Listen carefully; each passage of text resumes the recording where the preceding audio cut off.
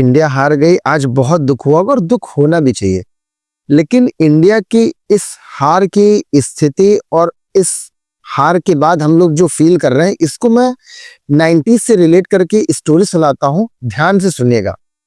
हुआ क्या करता था जब हम लोग बचपन में थे और बड़े हो रहे थे, 3rd 4th 5th class, even 10th 11th 12th class तक स्कूल जाया करते थे। और बेसिकली उस वक्त ओडीआई सुबह 9:30 बजे स्टार्ट हुआ करते थे और बहुत कम मैचेस डे नाइट हुआ करते थे। डे नाइट मैचेस हमारे भाई 2-2:30 बजे से स्टार्ट हुआ करते थे।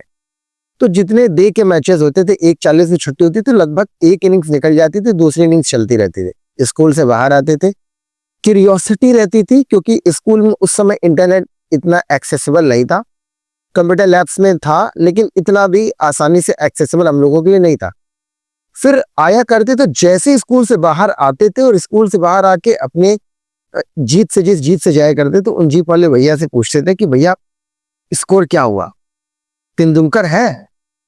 पहले पूछते टॉस किसने जीता, बैटिंग पहले कौन किया। जब वो कहते थे बैटिंग अभी इंडिया कर रही है, तो लगभग 1:40 में छुट्टी होती थी, 1:45 तक बाहर आते थे, 1:50 तक। तो बैटिंग इंडिया की स्टार तेंदुलकर है ना, अभी 350 चेस करना है, 250 चेस करना, हो जाएगा चेस।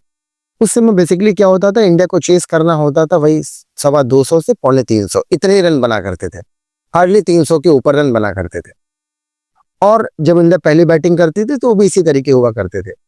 तो एक शख्स उसमें कॉमन हुआ करता था, वही 5 फुट 5 इंच का, हाथ में हमारे जीनियस का बैट, आंखें ऐसे बंद होती हुई, अंदर वो जुनून, शांति से उसका सिर्फ एक काम था कि इंडिया को उसके लक्ष्य तक पहुंचाना और अंत तक खड़े रहना और मेक श्योर करना कि अगर पहली इनिंग में बैटिंग आई है तो एक रिस्पेक्टेड टोटल हो जाए, सेकेंड इनिंग में आई है तो मैच चेस करके जिता सकूं। एमआरएफ का बैट आज भी वही है, हाइट शायद थोड़ी सी बैट्समैन की बढ़ गई हो, और लेकिन शख्सियत बस बदल गया है। पहले सचिन रमेश तेंदुलकर हुआ करते थे और आज विराट कोहली, स्थिति बिल्कुल वही है। आज जब हम ब्रॉडर एस्पेक्ट में देखते हैं तो लोग अभी गौतम गंभीर को बहुत क्रिटिसाइज कर रहे हैं कि इंडिया की इस हार का कारण ये गौतम गंभीर ने जो कल्चर ला दिया है या वो है। लेकिन हमें इससे इतर एक चीज समझनी पड़ेगी और सोचनी पड़ेगी कि क्या जिन प्लेयर्स को हम खिला रहे हैं वो टीम में जगह डिजर्व करते हैं। क्योंकि अभी हम चीजें देख रहे हैं 2027 वर्ल्ड कप के एस्पेक्ट में, और अगर देखा जाए 2027 वर्ल्ड कप में जो मोस्ट प्रोबेबल प्लेयर्स होंगे उसमें रोहित शर्मा भी होंगे, शुभमन गिल भी होंगे, विराट कोहली भी होंगे, केएल राहुल भी होंगे, शुभमन गिल भी होंगे। तो शुरू के 5 बैट्समैन तो ये होने ही वाले हैं। बॉलिंग में मोस्ट प्रोबेबली कुलदीप यादव भी होंगे, अर्शदीप सिंह भी होंगे। तो लगभग 7 से 8 प्लेयर हमारे पास फिक्स है। हार्दिक पांड्या आ जाएंगे, जसप्रीत बुमराह आ जाएंगे और एक कोई और आ जाएगा, रविंद्र जडेजा के भी चांसेस है। लेकिन अगर आप ये देखो कि आज हमारी जो सीरीज हम हारे हैं, जो आज का मैच हारे हैं, विराट कोहली एक एंड पर खड़ा था। हर एक प्लेयर को पता था कि होलकर स्टेडियम इंदौर में बाउंड्रीज छोटी है, you can easily hit boundaries whenever you want to. आपको केवल शुरू के 10 ओवर निकालने थे जहां पर गेंद में सीम थी और स्विंग हो रही थी, बस उसे निकाल लेते। उसके बाद आप अपने विश पर जब चाहते तब रन बना सकते थे। लेकिन फुल्ली एप्लीकेशन की कमी है। रोहित शर्मा शुरू के 2 मैचेस में मतलब टच में दिखने के बाद अपना विकेट थ्रो करे, और आज भी वही हुआ। अगर वो थोड़ी देर खड़े होते, उनके दिमाग में ये कैलकुलेशन होती कि मुझे मैच जिताना है, सिर्फ पावर प्ले डकाना है। इन न्यूजीलैंड की जो ये टीम आई उसमें 8 प्लेयर ऐसे हैं जो पहली बार टीम इंडिया इंडिया में आ रहे हैं। इससे पहले वो इंडिया विजिट ही नहीं करे हैं। और even people are calling that this is New Zealand B team. भाई मैं तो कहूंगा सी टीम है। ना केन विलियमसन है, ना मैट हेनरी है, ना टॉम लेथम है, ना लॉकी फर्गुसन है, ना मिच सेंटनर है। ये बड़े नाम तो है ही नहीं भाई। और उसके बाद हमारे पास जो सबसे बड़ी प्रॉब्लम थी कि हम उतना ही ओवर नहीं निकाल पाए, और जिस तरीके के हमने शॉट्स खेले वो क्लियर बताता है कि we are literally lacking terms of application. तो सबसे बड़ी चीज तो हमें पहले अपने टेक्निक पर काम करनी पड़ेगी, और टेक्निक पर काम करने के लिए इसमें हर प्लेयर को अपनी अकाउंटेबिलिटी समझनी पड़ेगी, मैच सिचुएशन समझनी पड़ेगी। मैं बात करना चाहता हूँ केएल राहुल की। हर कोई तारीफ करता है केएल राहुल की, और मैं क्रिटिसाइज कोई इस वजह से केएल राहुल का नहीं करता क्योंकि मुझे वो पसंद नहीं है। यहाँ कोई बात लाइकिंग की नहीं, बात यह है कि जब भी करंट सिचुएशन होती है वो बंदा हमेशा पू कर देता है।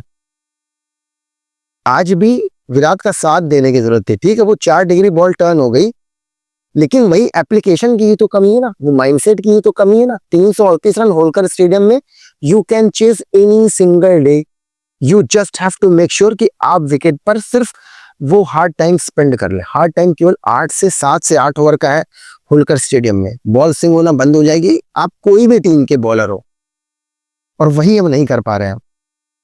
तो केएल राहुल के लिए सबसे बड़ी समस्या है।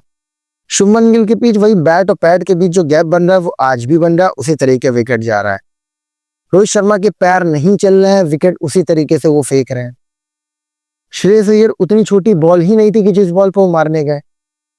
और अगर बात की जाए नीतीश कुमार रेड्डी, हर्षित राणा, मुझे खुशी इस चीज की नहीं है कि उन्होंने 50-50 रन बना दिए। मुझे खुशी जो सबसे बड़ी चीज है वो ये है कि कम से कम उन्हें विराट कोहली के साथ खेलने का मौका मिला और उन्होंने 50 बनाई, और वो सीखे कि करंट सिचुएशन में कैसे टीम को आगे ले जाया जा सकता है, कैसे कब एक्सेलरेटर पर पैर रखना है, कब केवल सिंगल डबल खेलना है। मुझे इसलिए खुशी है। नीतीश कुमार रेड्डी को मैं शुरू से कह रहा हूं कि अगर आप उसमें फ्यूचर देख रहे हैं and if you really want him in longer term, तो भाई उसे मौका दो, उससे बॉलिंग कराओ, उसे बैटिंग कराओ। भले विकेट नहीं मिला, 7 से 8 ओवर उसने फेंकी ना, उसे समझ में आई ना कि मैं कहाँ गलती कर रहा हूँ, क्या कर रहा हूँ, मुझे क्या सीखने की जरूरत है, क्या चीज मैं करना चाह रहा हूँ पर मेरे से नहीं हो रही है। ये 2 ओवर में बॉलर नहीं सीखेगा, ये जब तक 10 ओवर का एक बॉलर का स्पेल होता है उसमें अगर 7 से 8 ओवर नहीं करेगा, नहीं सीखेगा वो।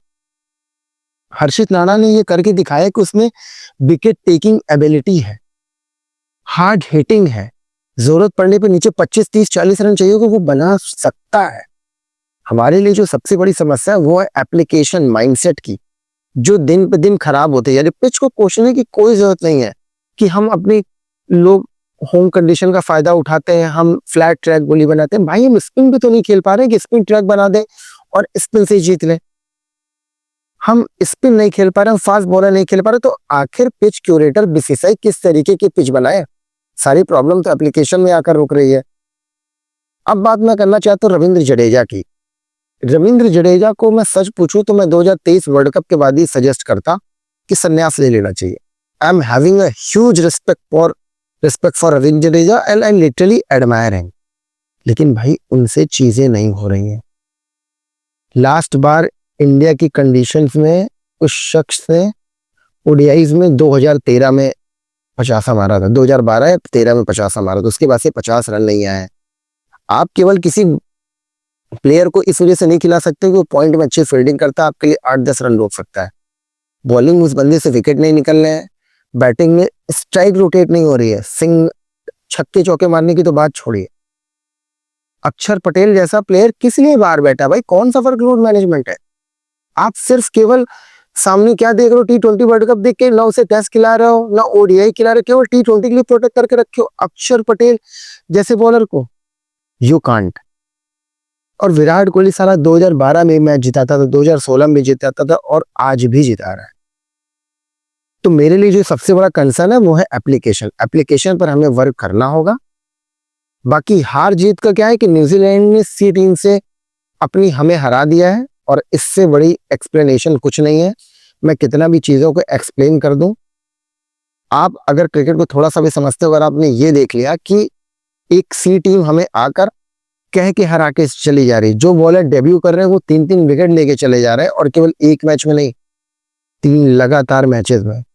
तो इसका क्लियर इंडिकेशन है कि we are lacking in terms of application. और शुभमन गिल की कैप्टेंसी की बात है, शुरुआत अच्छी नहीं है। टेस्ट क्रिकेट में ठीक है, अच्छा हुआ, तो उसके बाद शुरुआत शुभमन गिल की कैप्टेंसी की अच्छी नहीं है। 3 सीरीज अब हो चुकी हैं। मुझे लगता है कि things need to be change. अगर चांसेस हैं कहीं से रोहित शर्मा को कैप्टेंसी, अगर आपको लगता है कि 2027 ओडीआई वर्ल्ड कप आपका मेन फोकस है and you are not having enough matches, तो आप रोहित शर्मा को यहां से भी कैप्टेंसी दे सकते हो। बाकी जो सबसे बड़ी प्रॉब्लम है वो एप्लीकेशन की। Apart from application everything is good. और आप सोचो कि इस ओडीआई टीम में बहुत बदल जाएगा, तो बहुत कुछ नहीं बदलने वाला। लगभग लगभग टीम यही होने वाली, बस बुमराह और हार्दिक पांड्या आ जाएंगे।